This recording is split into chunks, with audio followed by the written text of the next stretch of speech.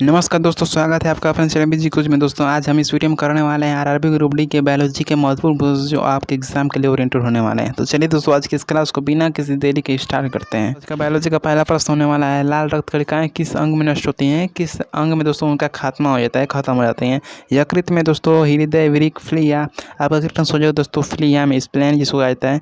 Option D आपका question सोचेगा। RBC जो होती है दोस्तों आपका फ्लिया में, स्प्लेन में यानी कि खत्म हो जाती है। सेकंड नंबर दोस्तों क्वेश्चन पूछा है, गला सूखना और नींद में खराटे किस समस्या से जुड़े हैं? दोस्तों और ये एक इंपॉर्टेंट क्वेश्चन होने वाला है।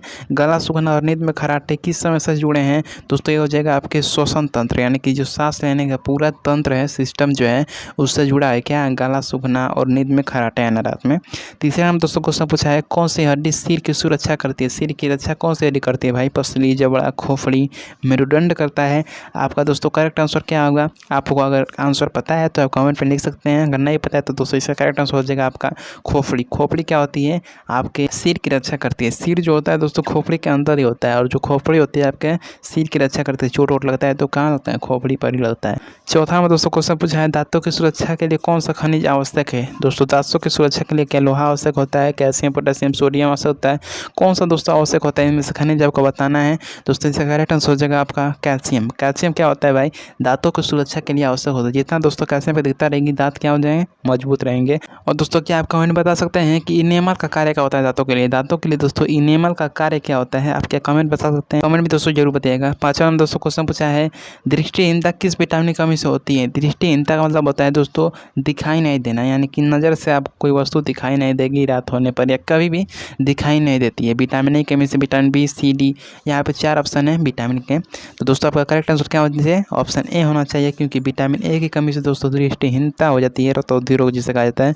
ऑप्शन ए यानी कि विटामिन ए की कमी से होती है। 6 नंबर दोस्तों क्वेश्चन पूछा है, शरीर में आरबीसी यानी कि लाल रक्त कणिकाएं कहाँ बनती है, निर्माण कहाँ होता है? आपको बताना है। यकृत में, अस्थिमज्जा, बोन मैरो जिसका कहा जाता है, फेफड़ा या फिर त्वचा? दोस्तों आपका करेक्ट आंसर हो जाएगा अस्थिमज्जा यानी कि बोन मैरो। ऑप्शन बी आपका राइट आंसर हो जाएगा। कहाँ निर्माण होता है? तो अस्थिमज्जा यानी कि बोन मैरो में निर्माण होता है। और कहाँ खत्म होता है यानी कि लाल रक्त कणिकाएं आरबीसी होती हैं कहाँ नष्ट होती हैं? तो फिलिया में नष्ट होती हैं। आपको ये भी याद रखना है, बहुत इंपॉर्टेंट क्वेश्चन होने वाला है। 7वां नंबर क्वेश्चन पूछा है, कौन सा अंग शरीर में सबसे तेज गति करता है? भाई शरीर में सबसे तेज गति से बढ़ता है कौन सा अंग भाई? यकृत, बाल, त्वचा, नाखून? आपका करेक्ट आंसर क्या होगा भाई? बाल हो जाएगा। बाल जो होता है शरीर का सबसे तेज बढ़ने वाला अंग होता है। आप देखेंगे 4-5 दिन में बढ़ जाएगा 1 इंच तक बढ़ जाता है। तो कौन सा अंग शरीर में तेज बढ़ता है? तो बाल ही आपका राइट आंसर होने वाला है। 8वां नंबर दोस्तों क्वेश्चन पूछा है, जलवायु परिवर्तन मुख्यतः किस गैस के कारण होती है? दोस्तों किस गैस के कारण जलवायु परिवर्तन होता है? Oxygen, nitrogen, carbon dioxide, helium? 4 option है, आपको करेक्ट आंसर बताना है। जलवायु परिवर्तन का मुख्य कारण कौन सी गैस मानी जाती है? कार्बन डाइऑक्साइड गैस मानी जाती है। और दोस्तों ग्रीन हाउस गैस के नाम से भी किसे जानता है? कार्बन डाइऑक्साइड गैस को ही जाना जाता है। यह भी इंपॉर्टेंट क्वेश्चन है। 9 नंबर दोस्तों क्वेश्चन पूछा है, थायरॉक्सिन हार्मोन किस ग्रंथि से स्रावित होता है? दोस्तों जो थायरॉक्सिन हार्मोन होता है वो किस ग्रंथि से निकलता है आपको यहाँ पे, और उस ग्रंथि का नाम बताना है। थायराइड होगा, पिट्यूटरी, एड्रिनल, अग्न्याशय? 4 ऑप्शन में से कौन सा राइट आंसर होगा? आपका करेक्ट आंसर हो जाएगा ऑप्शन ए, थायराइड ग्रंथि से दोस्तों थायरॉक्सिन हार्मोन निकलता है। थायरॉक्सिन दोनों में आ रहा है यहाँ के, आपका थायराइड ही इसका राइट आंसर हो जाएगा। 10 नंबर दोस्तों क्वेश्चन पूछा है, एंजाइम क्या होते हैं? एंजाइम क्या होते हैं? विटामिन, हार्मोन, उत्प्रेरक, प्रोटीन होते हैं, खनिज होते हैं। एंजाइम दोस्तों क्या होते हैं? उत्प्रेरक, प्रोटीन होते हैं। ऑप्शन सी आपका करेक्ट आंसर हो जाएगा। 11 नंबर दोस्तों क्वेश्चन है, किस अंग को रक्त शुद्धिकरण संयंत्र कहा जाता है? यानी कि रक्त को शुद्ध करने का यंत्र जो है कौन सा अंग होता है? फेफड़ा, यकृत, वृक्क, हृदय? 4 ऑप्शन में से आपका राइट आंसर हो जाएगा दोस्तों वृक्क। वृक्क जिसे क्या कहा जाता है? किडनी भी कहा जाता है। इसमें दोस्तों रक्त का शुद्धिकरण होता है, रक्त को छानने का कार्य करता है वृक्क यानी कि किडनी आपका करता है। अल्सर किस अंग से संबंधित रोग है? दोस्तों अल्सर जो होता है एक रोग होता है, आपको बताना है किस अंग से संबंधित रोग है। यकृत, गुर्दा, फेफड़ा, अमाशय? यहाँ पे 4 ऑप्शन में से आपका राइट आंसर हो जाएगा दोस्तों अमाशय। अमाशय से क्या आता है? अमाशय यानी कि पेट, अमाशय यानी कि पेट। तो अमाशय से क्या संबंधित है? अल्सर रोग संबंधित है। 13 नंबर दोस्तों क्वेश्चन पूछा है, रक्तचाप को अंग्रेजी में क्या कहते हैं? सिंपल सा क्वेश्चन है दोस्तों, रक्तचाप को अंग्रेजी में क्या कहता है? बीपी कहा जाता है। और बीपी का दोस्तों फुल फॉर्म होता है ब्लड प्रेशर। ऑप्शन दोस्तों दोस्तों सी आपका राइट आंसर हो जाएगा। ब्लड प्रेशर ऑप्शन सी में है, आपका राइट आंसर हो जाएगा ऑप्शन सी। ब्लड प्रेशर क्या होता है? बीपी का फुल फॉर्म होता है, रक्तचाप का फुल फॉर्म होता है। 14 नंबर दोस्तों क्वेश्चन पूछा है, श्वसन के समय कौन सी गैस फेफड़ों द्वारा ली जाती है? ली जाती है मतलब अंदर ली जाती है, फेफड़ों द्वारा ग्रहण की जाती है। कौन सी गैस दोस्तों?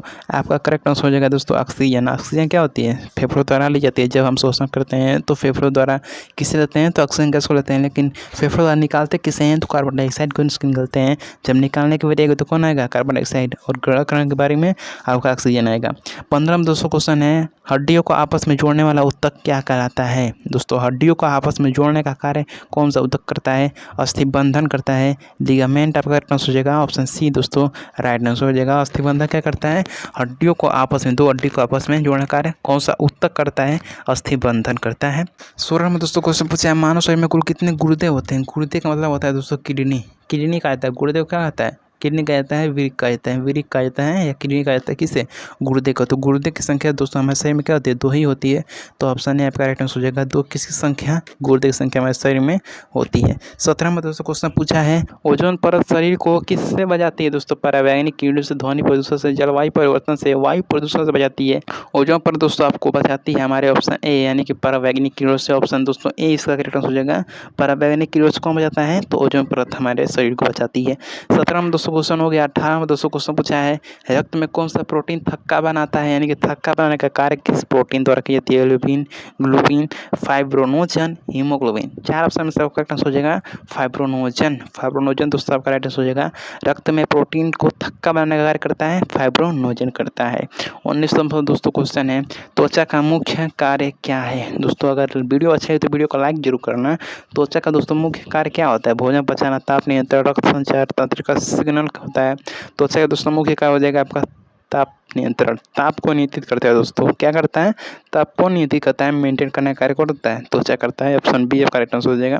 20 नंबर दोस्तों क्वेश्चन पूछा है, मनुष्य के शरीर में कितने प्रकार के ऊतक होते हैं? ऊतक की संख्या आपको बतानी है। मनुष्य के शरीर में कितने प्रकार के ऊतक पाए जाते हैं? तो दोस्तों 4 प्रकार के, टोटल 4 प्रकार के ऊतक पाए जाते हैं आपके शरीर में। उनका नाम क्या है आप कमेंट में जरूर बताइएगा। तो दोस्तों ये थे आज के बायोलॉजी के महत्वपूर्ण प्रश्न, और ऐसे ही प्रश्न देखने के लिए हमारे चैनल को सब्सक्राइब और वीडियो को लाइक जरूर करिए। चलिए मिलते हैं आपसे अगले वीडियो में और भी महत्वपूर्ण प्रश्नों के साथ। तब तक के लिए जय हिंद।